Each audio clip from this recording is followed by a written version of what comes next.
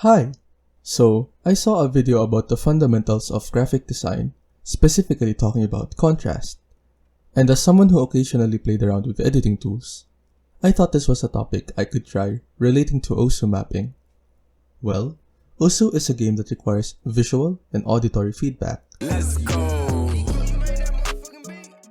And with these feedbacks, we respond accordingly by moving the cursor, usually to the visual aspect, and by pressing keys, usually to the auditory aspect.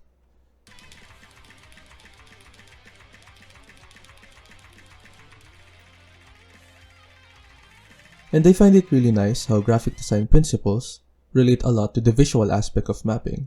So let's talk more about contrast.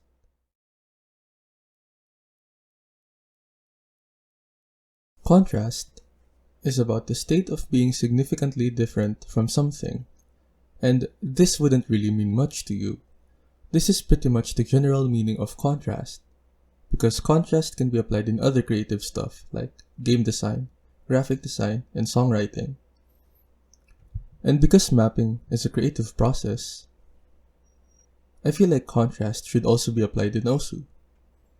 It's not an official term since there's no wiki page for it, but it is mentioned that it is a mapping element in the modding expectations tab for becoming a bitmap nominator. Modders also use this word from time to time, so I thought it'd be nice to give more idea on what contrast is and how it plays a role as a mapping element. Contrast is needed to represent the different parts of a song. In my previous video, I raised a question. Should I be repeating the same concepts over and over again? I did say no, and I did explain it, but I didn't explain well. So here's a remake of some sort. Songs have sections, right?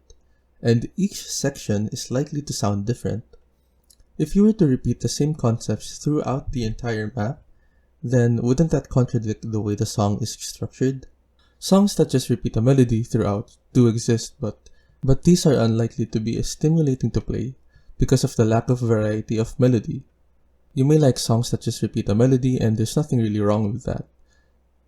Here's a quick example of contrast in OSU mapping. Look at these two objects. What can you say about them? Well, the top slider is pretty simple while the bottom one is complex. And which of the two sliders attract more attention?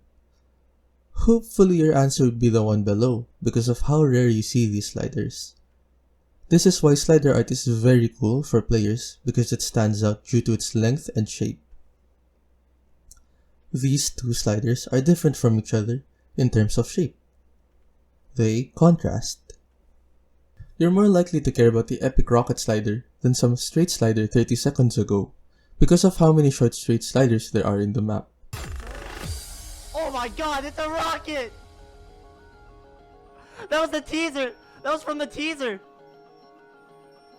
Bro, that's sick!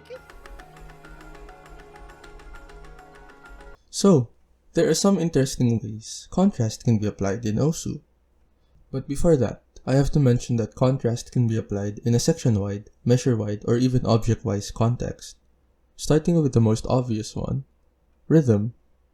This is because most songs have sections that differ by intensity.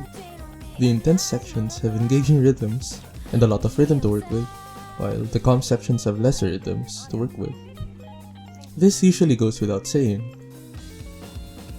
This is because most songs are, structured that way, to have more rhythms on intense parts and less rhythms on less intense parts. So yeah, this is mostly section-based. Slider velocity. This is also pretty simple, just like rhythm. Intense sections use higher slider velocity, while calmer sections use slower or lower slider velocity.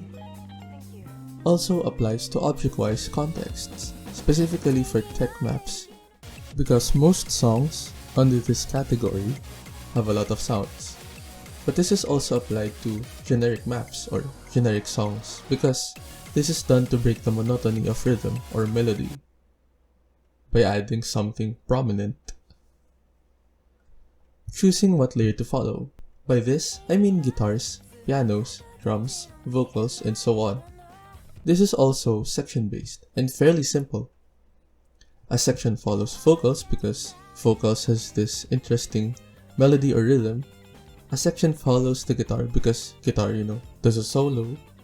A section follows drums because drum solo, or like those bursts, I don't know what to call them. However, choosing a layer may be difficult if songs are structured to have more than one layer, having interesting melodies. For example, this song has vocals and guitars, having interesting melodies. In my opinion, it's up to the mapper in which they find more interesting. The next one is flow. This is applicable to both measure-wide and section-wide contexts. I may or may not talk more about this in another video though, so let's not dwell on it too much. Slider shapes. Also simple. Oh, there's a song that doesn't appear anywhere else in this section? Make it look different from the other sliders in the section. Make it contrast the other sliders. Make it special. That aside, there's also a trend with slider shapes, in which the kind of sliders used aren't really taken into consideration that much section-wise. For example, this map does a great job of pairing these bent V-shaped sliders to the electronic sounds. However, this idea feels less impactful when these sliders get used for a very different section. A lot of the complex sliders in the previous sections are also reused, making rhythm and slider velocity the factors that show contrast. As mentioned, both rhythm and slider velocity naturally make sections contrast.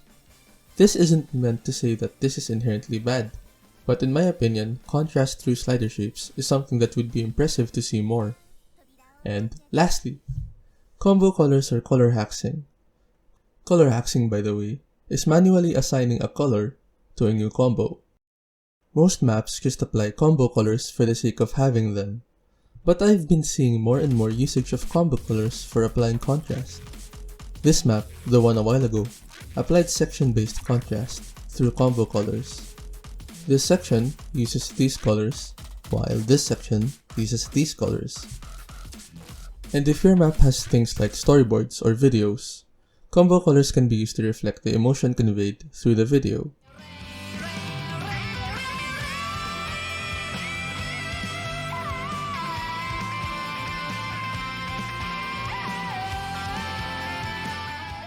It would also be great to see maps utilize saturation more. This map applies less saturated colors or pale colors to represent the weaker sounds, and it applies the highly saturated or strong colors when the stronger sounds are audible. This kind of combo coloring would work in a section-wide context too. While most of these are, well, expected, like rhythm and slider velocity, I still think it's important to bring those up even if they are obvious. An average music listener may only care about the epic guitar solo at the end. But mapping well would require you to listen to the music as if you're the one making it, as if you are the composer of the song. There are other ways to create contrast, like playfield placement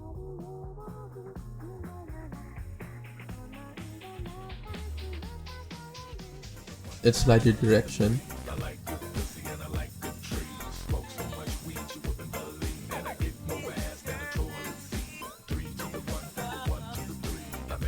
Those lean more on the gimmicky side of things, already covered by Pishifat. Don't limit yourself to what I suggested though, as there may be other interesting ways that I don't know that could make sections contrast one another.